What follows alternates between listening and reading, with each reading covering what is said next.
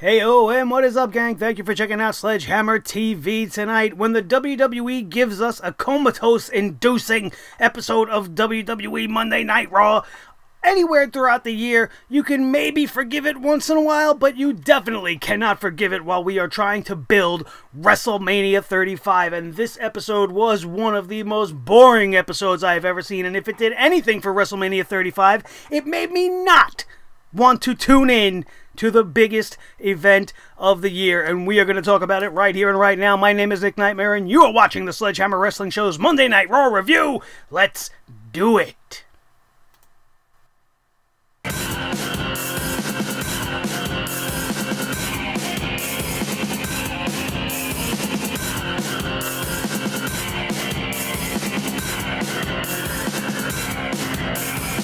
Sledgehammer Wrestling Show.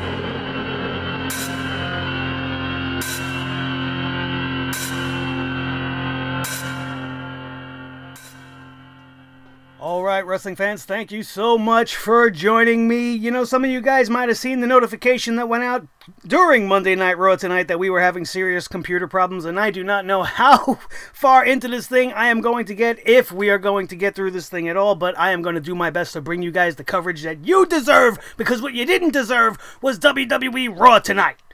And if you're seeing this thing right now in front of you with all the bells and whistles and the layout and everything, then everything went super cool. But if you're seeing it in a different way, then you're not hearing anything that I'm saying right now, and I'm going to have to re-record this thing another way, and I do have a backup plan, so fear not, everybody. We are here, and it is time to bring the hammer down on Monday Night Raw. What is this shit? What is this shit? Why do they continue to do this to us? I don't understand why they can't figure it out.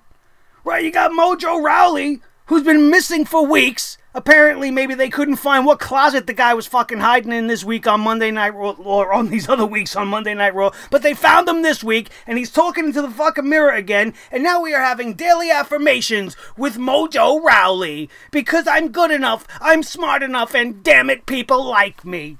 But instead, we got Mojo Rawley berating himself, telling himself to figure it out. Figure it out. And all I can say to myself is this has got to be how the WWE creative room feels. They're fucking lost.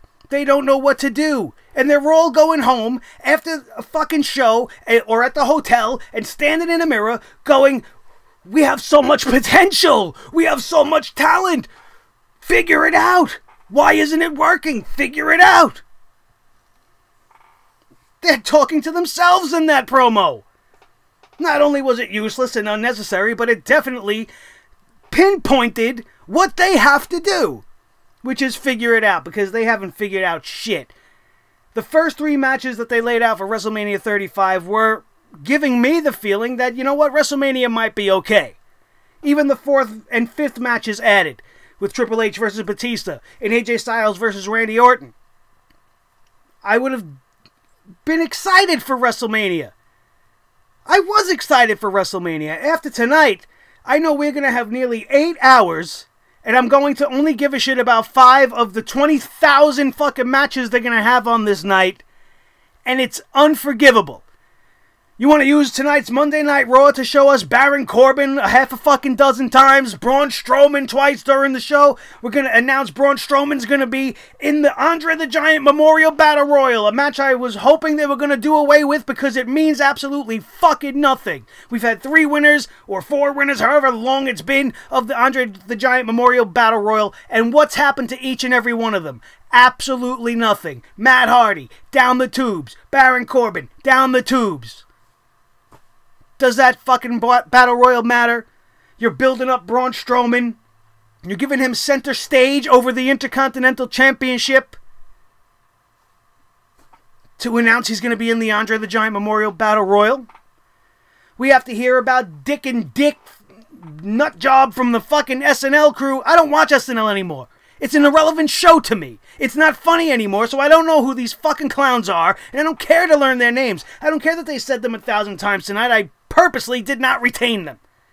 I don't care about anything Saturday Night Live wants to bring to the table for WrestleMania. But no, that's what we're going to focus our attention on. Let's rebuild Braun Strowman so that we could put him in a battle royal that means fucking nothing. Not that the rebuilding process is going along anyway. You got Brock Lesnar finally showing up to work, not saying a fucking word. Paul Heyman doing what Paul Heyman does, saying the same old tired rhetoric over and over and over again. He took this to the stage today to point out, oh, they wanted to talk about, or Seth rather, wanted to talk about how AJ and Finn and Daniel Bryan were big challenges for him, and that he didn't do well against guys of that size and stature. But all he wanted to do was remind Mr. Rollins that Brock Lesnar won each and every one of those matches, so his argument has no weight to it. Which the guy does have a point, but I didn't care. And then instead of having Seth Rollins come out, having a face-to-face between the champ and the challenger, or having him talk shit to Paul Heyman from the stage and start some sort of anything, you insert Drew McIntyre into the mix because he's having a match tonight with Seth Rollins, and Paul Heyman wants to stroke Drew McIntyre off a little bit, make the guy feel good about being a Scottish psychopath that's doing absolutely nothing. Paul Heyman recognizes his potential. The WWE does not. And you could see that.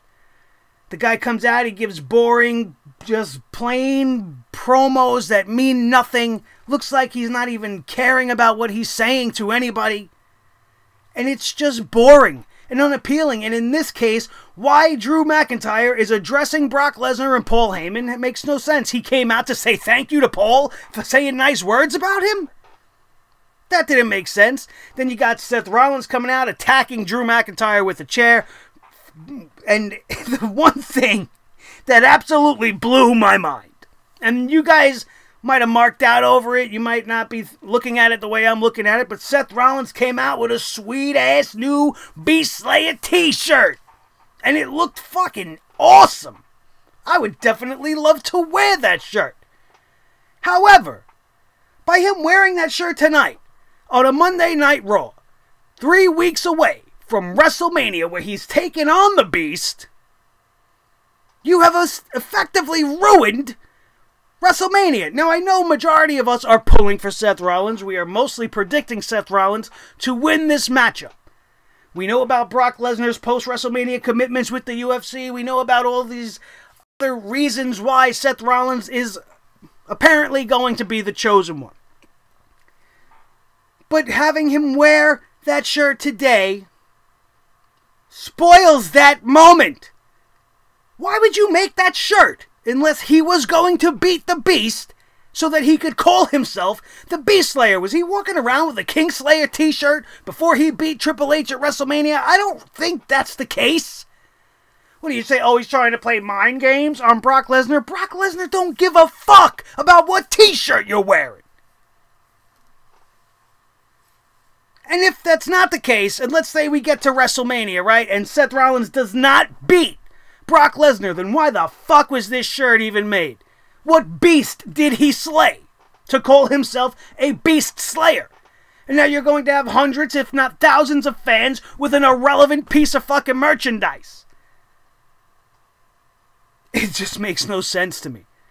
This is the lack of logic in this company, how they can allow something like that to happen. If you want to have him come out and wear that shirt at WrestleMania when he's facing the Beast because he's confident that he's going to slay the Beast, that would maybe make a little bit more sense to me. But doing it so far out from the match just screams spoiler to me. Not that I don't want him to win, but come on, you got to do better than that. There's a lot of things they got to do better than. It's just an absolutely ridiculous show tonight. Boring on a million levels. Finn Balor is going to have a mystery opponent to take on Bobby Lashley and Lio Rush. We have a useless back and forth of words before the match. It was a waste of time. It did nothing. You had Lio Rush come out, tell everybody we're going to see the pose again, and I was afraid we were going to see that ass. But Bobby Lashley wanted to stand around holding the Intercontinental Championship, or for Finn Balor to say, I'm going to take the title from you sooner than you think, or whatever the hell he said in his Lucky Charms accent, and I don't care. Bobby Lashley has zero appeal to me.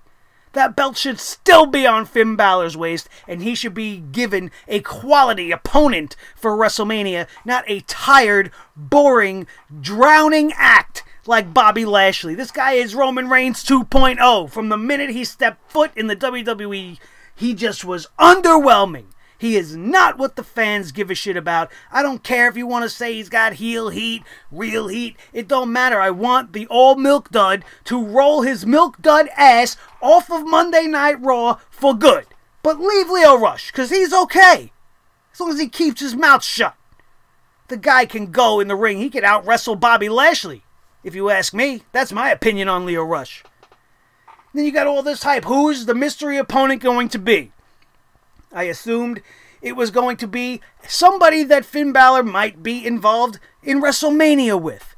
Maybe making it a triple threat of some sort. Maybe giving us a viable alternative to Bobby Lashley if Finn Balor could maybe get the title back before WrestleMania somehow. That's not going to happen. But what did we get? Braun! Who gives a shit about Braun Strowman anymore? We already touched upon that in the little opening we did at the beginning of this thing. And I really just tuned out. I tuned out for almost the entirety of this match because I could care less. You want to have this match have the most of its drama come from a confrontation between Lio Rush and Braun Strowman? Absolutely not. I was not into it. I don't care how high Braun Strowman can throw a guy that weighs the equivalent of a toothpick in his size, to his size. This is a guy that's flipping cars and breaking limousines and all kinds of crazy shit, pulling down rafters. You want me to be impressed that he's throwing a guy that weighs less than my 6-year-old daughter? Not impressed. And I'm not interested. This show was all over the place. After this, we go to a moment of bliss. And this was not blissful for me. Not at all. Because a moment of bliss, while Alexa Bliss came out looking hot as fire, like always, her outfit game is on point right now. She looked tremendous tonight.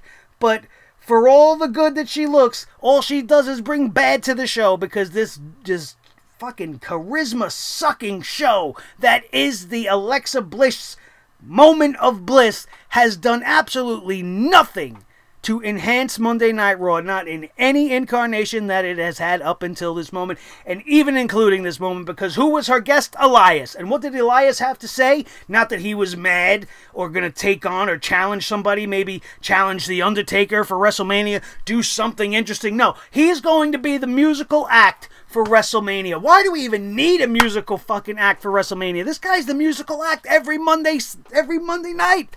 So what are you telling us? You got nothing for Elias. You're going to do with Elias what you do with him every fucking Monday night. And why am I supposed to care? I don't give a shit how great whatever he writes is. I don't want to hear it. I want to see Elias wrestling at WrestleMania. I don't want to see him 6 times throughout the night, in between match breaks, whenever the hell Vince needs to kill time. It's going to be a 17-hour show we can do without the Elias segments. And then it only gets worse. Because what do we need on the road to WrestleMania? We need to see a fucking match from 2 years ago. We need to have the Conga morons come out. Bam, bam, bam, bam, bam. And no way Naomi coming out to the ring. Or coming out with his goons, rather. With his goofballs. With the friggin' Happy Meal McNugget heads.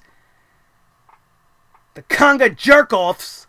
To interrupt a moment of bliss, which she promised was not going to be interrupted this time, which is going to become a running gag on this fucking show, and I could care less.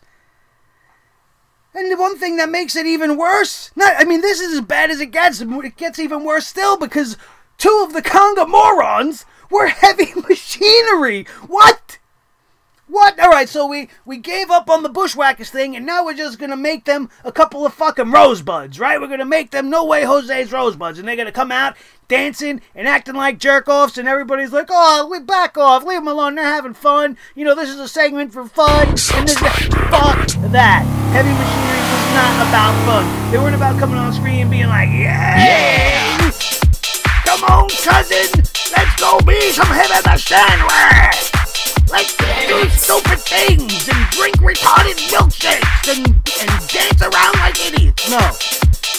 That's right. Heavy Machinery was a serious and legitimate tag team in NXT, and that's what we need in the WWE more than anything. We need viable, real tag teams. And this is what we get. A good tag team being turned into two conga morons. And then you got Alexa Bliss. I didn't even care. She's talking about Otis. Whoa, buddy, Otis, this and that. Who cares? Why is this still going on? All for No Way Naomi to jump out of her hamburger costume and assault Elias, which was going to lead to a match from 2 years ago. Elias versus No Way Jose. Did you give two fucks about this match? I didn't. And what did it do? Gave a win to Elias. Why does Elias need a win in a random match on a road to WrestleMania where he's not going to be having a match? You make that make sense to me. The nonsense continues after all of this. Kurt Angle comes out to the ring. Probably the hottest topic of the evening. And you all know it was going to be a hot one here. Kurt Angle, on his go-away tour, is wrestling Chad Gable. Chad Gable is one of the former members of... oh my God, why am I blanking on the name of the tag team he was in with Jason Jordan? Anyway, who gives a shit anymore? That's dead and buried, which is probably why I don't really remember it. But Chad Gable is the one of those two guys that should have been put in that spot for Kurt Angle's son. These guys are almost like a mirror image of one another, and in the ring, it definitely showed. This was a very good match for Kurt Angle. Probably one of the better matches I've seen him have since he's gone back into the ring. But Kurt Angle gets the win, as we all knew was going to happen. And it wasn't about any of this. What happens is Baron Corbin comes to the stage. And I don't know why at this point. But before this thing is said and done, I didn't listen to a fucking thing Baron Corbin or Kurt Angle had to say because I already seen the writing on the wall. And I was already furious. And the fact is that as of this moment, Kurt Angle is slated to challenge Baron Corbin at WrestleMania in his final match ever. That's a hard one to take. Because if that's seriously what they are going to do, and they don't change this thing even at the 0 hour, then they truly do not give a shit about their fans. You heard from the reaction tonight, the chants of "We want Cena." The social media outcry was so huge that they had to make mention of it later on in the night. And Baron Corbin's comeback to all of us was a line he has said to us multiple times before. I have to buy a bigger boat or cry down your river of tears. You can't come up with anything original or new. You're just like Monday Night Raw. That's why they fucking love you. You are the physical embodiment of Monday Night Raw, Baron Constable fucking dickhead.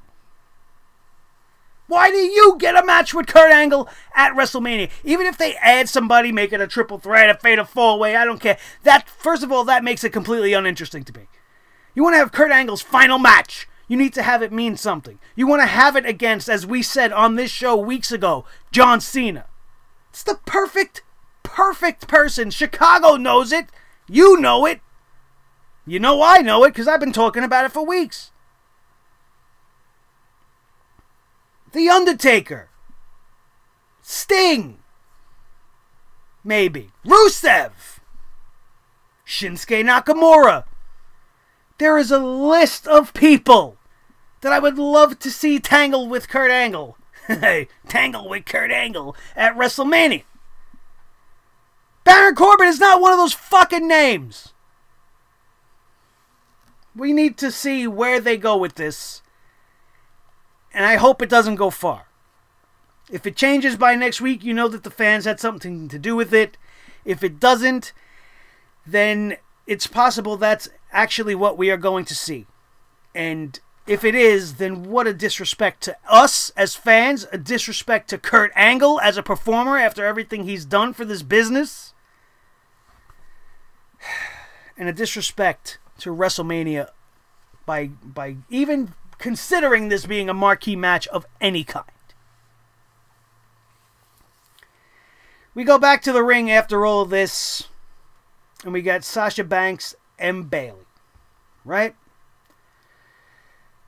This leads to a confrontation between the Boston Connection and Beth Phoenix and Natalya. And this leads to Nia Jax coming out after the one-on-one encounter we would get between Sasha Banks and Natalya. An unnecessary singles match between two women in the tag team division. Let's promote the tag team division and get the women's tag belts over by having consistent singles matches. No. That's one. Two, Natalya. That's all I have to say. Natalya. Nobody cares. Natalya's everybody's best friend. Everybody that comes back to the company, she's their best friend. She's Ronda's best friend. She was Alexa's best. She's everybody's best friend. She was Mickie James' best friend. Everybody's friend, Natty. Versus the boss, Sasha Banks. This led to Nia Jax and Tamina, like I said, coming out before this match was over, making it even less important.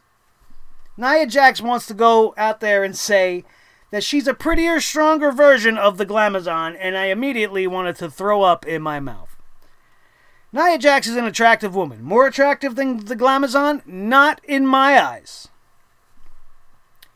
Now, I understand the interaction between these two. Nia Jax, with all the girls on the current roster, who could really go up against her and be believable? Not many of them. Right? But Beth Phoenix, she's got the stature. She can kind of stand toe-to-toe with Nia Jax. She was not the original big, strong girl in the WWE. That was Chyna. But the Glamazon was Chyna 2.0, and now Nia Jax is a whole beast all unto herself. The Samoan slaughterhouse. Screw this. I have no interest in seeing it. Beth Phoenix is not on the level of the type of legend that would really get a huge groundswell of support. I mean, she has her fans, and I am one of them. I don't care that they've chosen her to do this, but I feel like there was better ways to go about this. You have big names in the industry like Trish and Lita who probably could garner the attention that you really wanted to get for WrestleMania. The Glamazon versus Nia Jax is probably what we are going to get somewhere along the lines, if not that being the match for Nia Jax at WrestleMania. But my fear is that Nia Jax is going to go over on the Glamazon. I've heard rumors, and my little birds on the internet have been telling me that Beth Phoenix is considering a somewhat, return to active competition, which I don't really think we need so much, because we have plenty of women waiting to come up and waiting to be signed, that we don't have to keep going backwards here. But we'll see what happens. At the end of the day, with this whole segment, we still don't know what's going to happen. We're assuming that the Divas of Doom are going to challenge the Boss and Hug Connection. Blah. Can't believe I got that out without throwing up. And somehow Nia Jax and Tamina, I don't even care enough about Tamina to remember her name, are going to get involved. Maybe it'll be a triple threat. Maybe they'll add the Iconics down the line, since they want to talk so much shit on social media about how the champs aren't coming to SmackDown and they want their shot at the championship. And that's a little overdone to me for the tag team division, for the women to have their first title defense at WrestleMania in a Fatal 4-Way, instead of focusing it in and letting just 4 women go out there and just tell a great story for the championships. Fatal 4-Ways get messy, and there's too many bodies, and especially with the Samoan slaughterhouse in there, there's 2 bodies in there that can do absolutely nothing, and it's not anything that I really want to be involved with. Tamina caused a disqualification by kicking Bayley in the face with a super kick, and they get the disqualification for the Divas of doom. This was just a fucking waste of time. This is when we got to go see the Daily Affirmation with Mojo Rawley once again, screaming, "Figure it out, we got potential, why can't you do this, figure it out." And again, I want to scream this all to Monday Night Raw, and my proof that they are fucking awful comes in the very next segment, as we go out to the ring, and Ricochet comes out, and everybody's all excited to see Ricochet, but the WWE has no idea how valuable Ricochet actually is, and all they can do is scrape the bottom of the fucking barrel and give this guy the Mahal retard. Jinder Mahal, the Maha reject. You couldn't give him anybody better than that. You have the best talent in the world on that roster. You couldn't have Shelton Benjamin come back? He came last week. Couldn't come back again? Pull anybody else out of the hat. My God. I would have rather see Ricochet go up against No Way Naomi. At least it would have been interesting.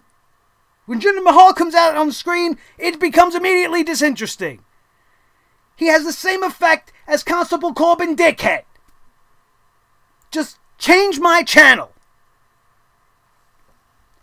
This match went on way too long. You want to tell me Ricochet is not as good as he is? You see how Jinder Mahal was having his way with Ricochet tonight. Ricochet should have obliterated him in minutes. You want to give Ricochet a star-making moment? You want to give him a nice big pop in a town like Chicago? You make him go out there and destroy one of the most hated people on the roster within minutes. Ricochet becomes an immediate superstar. Everybody's going to immediately be happy to see Ricochet next time we see him, because he's doing what he's got to do. A talent like Ricochet should not be taken to the limit. Well, not that they really went to the limit, but he was given a real tough time by Jinder Mahal, and that's inexcusable. I don't give a shit that Aleister Black was away taking care of business. Oh, Aleister Black's away taking care of some personal things. He's home banging his new wife, Zelina Vega. That's what he's doing. And he's a smart man for doing so. Holy shit. That's the kind of bullshit we got to hear on commentary. And let me tell you this about that. The fucking commentary, especially on this night's episode, they wouldn't shut up. They've forgotten the art of laying out. If you go back and listen to a classic pay-per-view or go on the WWE Network and watch anything, there are little gaps of silence so that you can hear things. And you can hear the action and the slaps and the kicks and the impact of the bodies hitting the mat. Letting the chain wrestling go on, hearing the suffering in the guy's voice because they're supposed to be good enough to sell and make you believe. But instead, no, we got to have Corey Graves, Michael Cole, and Renee Young all constantly fucking debating each other all night long on every single point. Nobody can make a joke because this one takes it seriously, and then Corey Graves wants to go on a 3-fucking-minute tirade about Baron Corbin and how this and that. Please, the commentary tonight was just all over the place. It was stumbling over the action, and it was just banging into my head. They didn't give us anything of interest or of note. They were just yammering on, talking about stats, talking about useless things. Absolutely fucking awful. Thankfully, Ricochet got the win. There were no shenanigans or no bullshit involved. And that was that. This year's Warrior Award recipient, for the first time in the history of the Warrior Award, is actually going to somebody that the Ultimate Warrior intended this award to actually be for. The WWE took the Warrior's idea and applied it in a different aspect. That's what they did. They took it and said, oh, anybody that has proven strength and determination and persevered through something, they have the strength of a warrior and they deserve a Warrior Award. And no, that is not what it was for. No disrespect to the previous recipients. They have all been warriors and were deserving of the spotlight. But this particular award was supposed to be for people like Sue Aitchison, or Atchison. I apologize if I mispronounced that.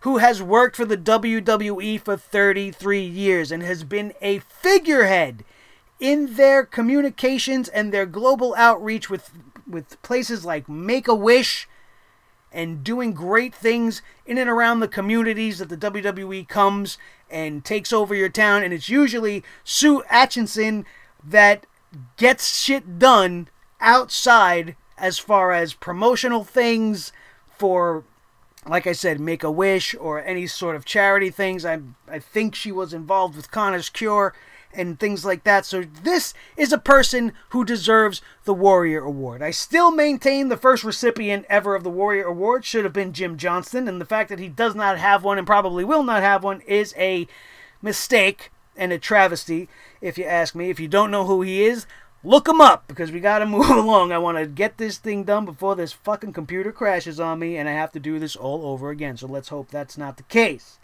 So, Sue, congratulations to you on being the Warrior Award recipient for the 2019 WWE Hall of Fame, finally giving it to somebody that it was intended to be given to. The Raw Women's title match was an absolute joke. The booking of it was an absolute joke. And there was actually a poll online where 51% of the people that took this poll said that Dana Brooke had a good shot at beating Ronda Rousey tonight on Monday Night Raw. And these are the fans that are the problem with this company. Because it's fans like this that are the majority. The hardcore fans, we're not doing it anymore. We're not out there and giving them our money because we don't want them to have our money. We want to keep our money because they don't deserve our money. So they get the casuals and the jerk-offs that they all feel like they're part of something now, and they want to put their 2 cents in on a poll like this, and it makes no sense why you would ever think that somebody like Dana Brooke, who has done nothing, who has meant nothing, and has shown you absolutely no reason to believe she would even be able to contend with Ronda Rousey for 30 seconds, let alone beat her for a championship. You are a fool, you are an idiot, and you are a problem. You could not possibly believe that. Nobody would believe that. Even Dana Brooke didn't believe it. Guarantee that. After the match, Ronda Rousey goes fucking berserk. We got security and all kinds of shit happening, and I don't care. Travis Brown is pulling her from fucking ringside like he's a goddamn beast in the bushes. Raw, come on. Let's go back to the cave and bang. Who cares? Did nothing to get me more excited for her match at WrestleMania. Did nothing for Dana Brooke. Did nothing for anybody. Except possibly put us into a little bit deeper of a sleep. Apollo Crews versus Baron Corbin. Next! After this, Batista. Batista showed up and he gave the most boring promo I've ever seen in his life. It didn't make sense and I did not care. He had this fucking interview with Michael Cole. He said he wants to fight Triple H at WrestleMania because that's what he's always wanted to do. And then he gets all mad and walks off. I did nothing. Dave absolutely shit the bed tonight. The guy was great. And tonight, what a falling that we've had from last week. Then we go back to Charlie Caruso backstage. We're talking about Braun Strowman. And Braun Strowman comes out. He's all talking about everything that happened with SNL, right? Here's the names here. Michael Che and Colin Jost. There you go. So if any of you were mad that I didn't remember their names, there it is. It's the last time I'm going to remember them unless I'm reading them. They talked about everything about the car and all that shit, which was nothing more than a segment to promote a fucking toy that was coming out. The car was identical to the toy that I seen in the packaging and everything. How shill can you be? Awful. Talking about how he's going to be in the Andre the Giant Memorial Battle Royal. So he can put his hands on enough people so that when he sees them backstage, he's going to get these hands. And then Alexa Bliss interrupts and is like, oh, you can't touch the SNL morons. And she wants to fix everything for Braun, and Braun's going to give her 1 week to make it right since they have history in the Mixed Match Challenge. I guess Braun Strowman's not such a big beast. He's going to just talk to Alexa Bliss now and wait for her to make something's right. What is she going to make right? What's she going to do? She's going to tug him off in the back? Braun, come with me after the show. I'm going to give you a nice big Braun tuck job. You can scream, Braun, and then you don't have to go beat up the SNL guys. Is that what it is? Maybe the big man's just too backed up, full of fluid, and he needs a little bit of release. And Alexa's going to give it to him.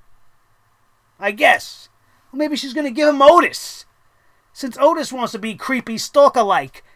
with Alexa Bliss. I don't know. Does Alexa have any power anymore on the show? I don't think so. Who cares? The show goes off the air tonight with Drew McIntyre versus Seth Rollins, and this I didn't understand. First of all, Drew McIntyre was assaulted with a chair at the beginning of tonight's show and showed no effects of that just 3 hours later. Just putting that out there for you in case you missed that. Because, you know, it's 3 hours. I know it's fucking a long show, so by the time you get to the end, you probably forgot what happened at the beginning, right? That's what Vince is banking on, but I don't forget. This guy's coming out there like he's fresh as a daisy. Meanwhile, he just got assaulted at the beginning of the show. And Seth Rollins as well. No effects from anything that happened earlier. This match didn't really nothing for anybody and just made me upset because I don't understand why you would even book this match and have Seth Rollins be featured this way. He's the heir apparent to the throne. He is everybody's favorite son, and you're going to have him lose to Drew McIntyre just because Brock Lesnar comes out. If there's one thing in the WWE creative book that I can't stand, it's the fact that they make their performers look stupid. And if you don't understand how he looks stupid, let me put you in this situation. You are fighting a man twice your size, a guy that can do some considerable damage to you, or woman, whatever the case may be, and and somebody else comes in the room, right? Or somebody's music hits, or there's a car outside, or somebody's calling, or whatever. Are you going to turn your attention away from the near 7-foot tall person that's about to take your fucking head off, even for a microsecond, just because you hear Brock Lesnar's music on? They do this shit all the time. And I don't understand it. Somebody's music hits and the babyface is always like, huh? Who's that? Is Brock coming? What do I do? And then next thing you know, he turns around, he's getting Claymore kicks in the face, and he's getting dropped for the pin on Monday Night Raw 3 weeks away from WrestleMania. You got nothing better than that? And the one last thing about this segment that I want to pinpoint in on is before this match even took place, and Seth Rollins was disrespected, they disrespected Roman Reigns, who we did not see tonight, and I'm grateful for that. But I was not appreciative of the fact that the WWE creative idiots, that fucking room of monkeys that are fighting over a banana more than they're writing an actual script, want to have Drew McIntyre go out there and actually say the words, Roman Reigns, you may have beaten cancer, but you will not beat me. Are you fucking kidding me? Have we entered the elementary school realm again? This seems like a fucking teenager trying to write Shakespeare. You know, he's trying to be cool and edgy, but at the same time write something poignant.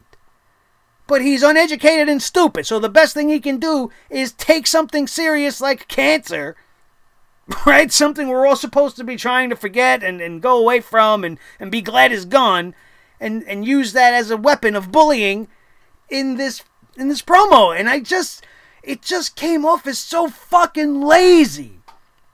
You have no reason for these two guys to really be fighting in the first place, so that's your go-to. Oh, we're going to have Drew say some shit about Roman's cancer.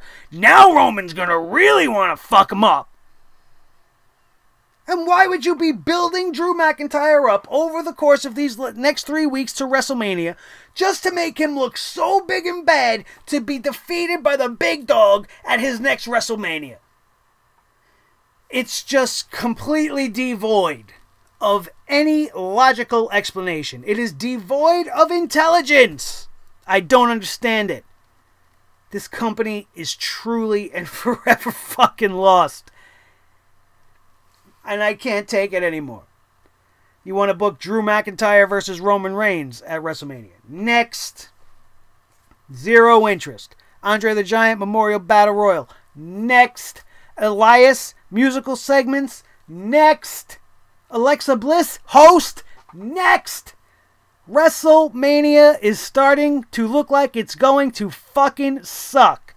And the fact that it is going to suck 8+ hours out of our day on that Sunday is a crime in and of itself. And what they are going to give us is going to be the punishment for our crimes of being a wrestling fan and looking forward to the greatest day of the wrestling calendar. Just to go sit there, whether you're going live or you're home on your couch, and get shit on by the WWE for 7 straight hours. That was Monday Night Raw tonight, you guys. There was nothing that happened tonight that got me excited.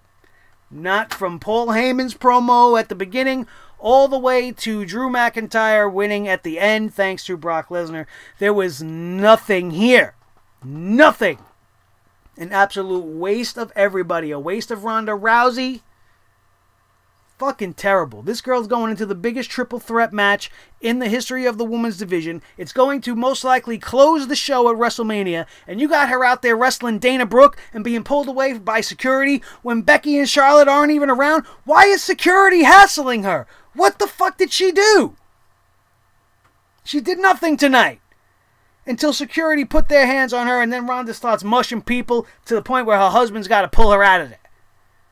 That's how you're building a match? The WWE has already turned on Ronda.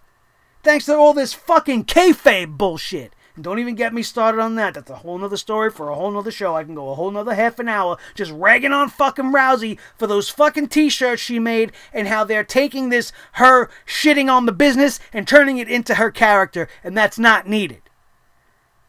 He's not the best example of a world champion, but Brock Lesnar is a former MMA fighter. And this guy ain't coming out there shitting on the play fighting that we all enjoy that's wrestling. We know what it is. You don't have to have a fucking character come out there and just completely, totally do that. They've already turned on her because of our love for Becky. They didn't need to add more. And even if Vince was mad about it at the beginning, it seems like he's come around and thinks that this is going to be good for her. Well, it's not going to be good for us. I'll tell you that much. I know that there was a bunch of other shit that I wanted to talk about, but since I spent most of the night fighting with this fucking computer, I did not really get my notes down as officially as I usually do. That is Monday Night Raw. We have made it to this point, and I want to thank you guys for dealing with me with all of our technical difficulties over the last couple of weeks. I hope you enjoyed tonight's show. If you did, make sure you smash that thumbs up. If you agreed with anything I had to say tonight, make sure you share this video with each and every one of your wrestling buddies all over the wrestling world, especially if they totally almost fell asleep during tonight's Monday Night Raw and need a place to come and shit on the most shittiest show in all of shittin' television, which is Monday Night Raw. Don't forget to hit that subscribe button if you're new around here and you enjoyed today's show. Become part of the fastest rising and one of the coolest, most knowledgeable and respectful wrestling communities in all of YouTube, and they reside right here at the Sledgehammer Club. My family here, my brothers and sisters, all my sledgeheads are loyal, they are respectful, and if you cross the line, you will find yourself getting hammered yourself and never be allowed back into the realm again. So do not do that. Be fun, be happy, have good conversations and debate, but be respectful of each other, or find yourself on the other end of old Thor here. And leading me to the team, as always, this is Thor the Sledgehammer, the official Sledgehammer of the Sledgehammer Wrestling Show. His tag team partner, the World Heavyweight Champion of all the microphones in all the world, Mr. Blue Snowball Microphone, and of course, you, the most important member of this whole entire community, is each and every one of you. And then, of course, there is I, your wonderful host, Nick Nightmare. And this, my friends, has been the Sledgehammer Wrestling Show's Monday Night Raw Review. And if you missed anything last week, make sure you check it out. They will all be linked in the annotations up above. The King Kong Bundy tribute video is up, and all of our coverage of WWE Fastlane if you missed it. And don't forget to be subscribed so you don't miss anything else we got, because we're having huge overhauls coming up in the next couple of weeks. Hopefully the tech holds up until the new stuff gets here, and we're going to pick things up into a whole bigger and better level as we are heading towards the end of our third year here. And I hope you guys stay with us on the journey, because it's going to be fucking great. And once I get this new system, all bets are off, and all of the podcasters all over YouTube everywhere are going fucking down to the hammer as we continue our rise to become the #1 podcast in all the wrestling world. And it starts with you. So don't forget to like, share, and subscribe, and come back for more tomorrow night SmackDown Live, leading us closer to WrestleMania, as we are only 20 days away right Now, that, my friends, is going to do it, and we are out of here, and we will see you next time right here on your new favorite wrestling show, the Sledgehammer Wrestling Show, only on Sledgehammer TV, right here on YouTube.com. We did it!